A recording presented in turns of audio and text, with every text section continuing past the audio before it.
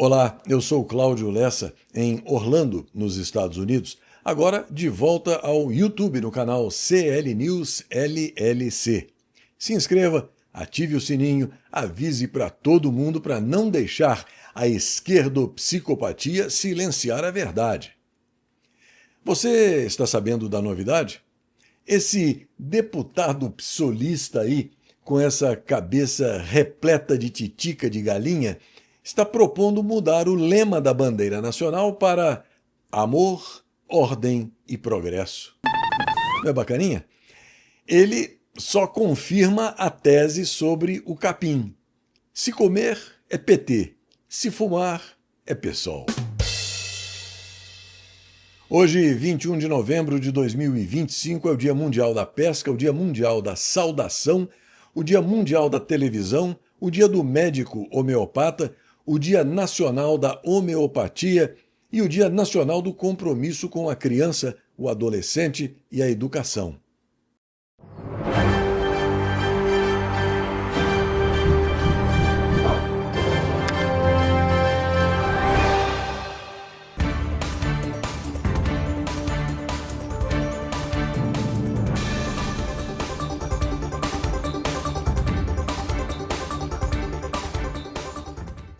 Os indicadores financeiros mostram dólar subindo, euro, bolsa e Bitcoin baixando, IPCA e Selic na mesma e baixa do grama do ouro. Os Estados Unidos retiraram as tarifas de 40% de carne bovina, café e outros produtos do Brasil. Frutas, legumes, tubérculos, nozes, madeira, petróleo e minério também entraram na lista. O setor de pescados ficou de fora da lista e falou em frustração. Os produtos retirados da sobretaxa imposta por Donald Trump pesavam na inflação norte-americana. A revista Oeste informa que, de acordo com o portal G1, o satânico psicopata determinou a prisão do deputado federal Alexandre Ramagem, condenado a mais de 16 anos de prisão pela estapafúrdia invenção do psicopata, o verdadeiro golpista, que associou Ramagem a uma psicodélica tentativa de golpe de Estado. A medida foi tomada no mesmo período em que o PSOL, uma quadrilha criminosa disfarçada de partido político, pediu a prisão do congressista depois que o site Platô BR informou que Ramagem estaria em Miami, aqui nos Estados Unidos. Outras notícias informam que ele estaria residindo num condomínio de luxo na cidade de North Miami. Segundo as reportagens, Ramagem teria deixado o fazendão em setembro. Ele teria viajado de avião até Boa Vista, em Roraima, e seguido por terra rumo à fronteira, antes de sair do território brasileiro. A Polícia Federal ainda está apurando se a fuga ocorreu pela Venezuela ou pela Guiana, com um carro alugado na capital de Roraima. O CL News, de qualquer maneira, já comprou Coca-Cola e pipoca e aguarda o momento em que a Interpol ou as autoridades norte-americanas vão enviar Alexandre Ramagem e a família de volta ao fazendão. Na farra das fraudes do INSS, a oposição quer o sancionado AGU Jorge Bessias investigado por prevaricação. O líder da oposição no Senado, Rogério Marinho, acionou a Procuradoria-Geral da República, o Tribunal de Contas da União e a Comissão de Ética da Presidência da República para pedir a investigação do advogado-geral da União, Jorge Bessias, por suposta omissão e prevaricação no combate às fraudes contra os aposentados do INSS. A Justiça Federal manteve a prisão do dono do Banco Master. Uma juíza do TRF1 negou a liberdade a Daniel Vorcaro, alegando perigo à ordem econômica e risco de continuidade das fraudes bilionárias investigadas. A revista Oeste informa que no fiasco da Flop 30 em Berlim, do Pará, o incêndio que interrompeu as atividades dos militontos ativistas fez com que Vanuatu e representantes das Nações Unidas dessem prosseguimento aos compromissos em uma padaria da cidade. Na ocasião, as partes assinaram um acordo para aumento da transparência dos relatórios de conformidade ao Acordo de Paris. A revista Oeste também já informou que, em Berlim do Pará, os pavilhões da Flop 30 têm cerveja feita com água tratada de esgoto. A esta altura você deve estar curioso se perguntando qual o motivo de o CL News se referir àquele local pelo nome Berlim do Pará. É que depois que o chanceler alemão voltou para casa falando cobras e lagartos da capital paraense, o drink de grafeno anunciou Berlim do Pará como sendo eleita a segunda melhor cidade brasileira para se viver, só perdendo para o Rio de Janeiro, segundo os especialistas. Pela foto, você pode ver que os especialistas estão cobertos de razão. No fim das contas, pode-se ver que o tempo, mais exatamente 2 dias, inocentaram o chanceler alemão, que agora virou um meme nas mídias sociais dando risada enquanto o pavilhão está em chamas. E enquanto outro meme mostra o presidente dos traficantes no meio do fogaréu da Flop 30. Você sabia que pode acessar o CL News e o segmento de orações sem precisar de qualquer plataforma de mídia social? Está no ar o novo site clnewsoficial.com. Acesse o clnewsoficial.com, guarde o site nos favoritos do seu navegador, espalhe essa boa notícia e não se esqueça de enviar a sua colaboração. A sua ajuda é fundamental para a continuação e a sobrevivência desse projeto jornalístico, iniciado há 5 anos. Qualquer valor ditado pela generosidade do seu coração e ajustado pela realidade do seu bolso será sempre muito bem aceito. Desde já, muito obrigada! Quem mexe com investimentos vive dizendo que o grande negócio é comprar quando um ativo está em baixa e vender quando ele está em alta. Na Gazeta Brasil, a notícia sugere que esta seja a hora de comprar, porque, com a sangria no criptomercado, o Bitcoin despencou 36% desde o pico. Trocando em miúdos, o preço do Bitcoin registrou hoje uma das quedas mais intensas dos últimos anos, rompendo o patamar de $81 mil em meio a um cenário global de aversão ao risco, mudança de expectativas econômicas e grandes volumes de vendas vindos de carteiras que estavam inativas há anos. Segundo dados de mercado, a criptomoeda chegou ao mínimo de $80.659,81, acumulando uma perda de mais de 36% desde o recorde histórico de $126.080 registrado no dia 6 de outubro passado. Apenas nas últimas 24 horas, o Bitcoin recuou mais de 7%. No acumulado de um mês, a queda ultrapassa 20%. A polícia está dizendo que um caminhoneiro que parou o Rodoanel de São Paulo admitiu que montou uma farsa. Denner dos Santos teria confessado depois que a polícia mostrou as imagens de câmeras do Rodoanel e do sistema de monitoramento do próprio caminhão. Agora, o motorista deve responder por crimes que incluem a falsa comunicação de fato criminoso à polícia. Fazendão chega a 16 mortes confirmadas de intoxicação por metanol. O Ministério da Saúde divulgou um novo boletim sobre intoxicação por metanol após o consumo de bebidas alcoólicas e revelou que o número de mortes subiu para 16 em todo o Fazendão. São agora 97 casos registrados, sendo 62 confirmados e 35 em investigação. No geral, 772 suspeitas foram descartadas. O lançamento de um foguete sul-coreano no Maranhão foi adiado. A FAB e o Innospace estenderam o prazo para realizar novos testes de segurança e garantir a confiabilidade no primeiro voo comercial feito no território brasileiro. A maior fábrica de bebidas do Brasil produz mais de 15 bilhões de latas sem interrupção desde o ano de 2020. A fábrica fica em Uberlândia, no Triângulo Mineiro, e funciona 24 horas por dia, 7 dias por semana, sem interrupções, há cerca de 5 anos. A unidade pertence à companhia Ambev. Para os cientistas, as viagens espaciais aceleram o envelhecimento e aumentam os riscos de câncer.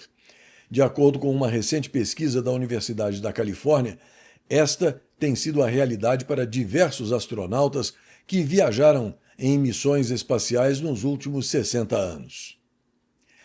A NASA capturou imagens inéditas do cometa 3I Atlas durante missão a Marte. O objeto espacial é apenas o terceiro objeto interestelar observado passando pelo nosso sistema solar.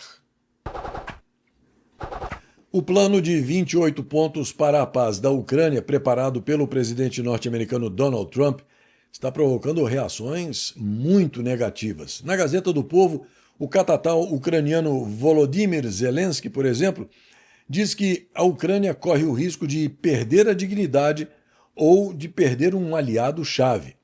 Depois de dar a entender que considera inaceitável o plano dos Estados Unidos, que propõe, entre outras coisas, que a Ucrânia retire as tropas do território que ainda controla no Donbass, que limite o tamanho do exército ucraniano e renuncie ao envio de tropas da OTAN para o território da Ucrânia após a guerra, Zelensky disse que trabalhará sem descanso nos próximos dias e semanas para avançar rumo à paz em termos que sejam aceitáveis para a Ucrânia.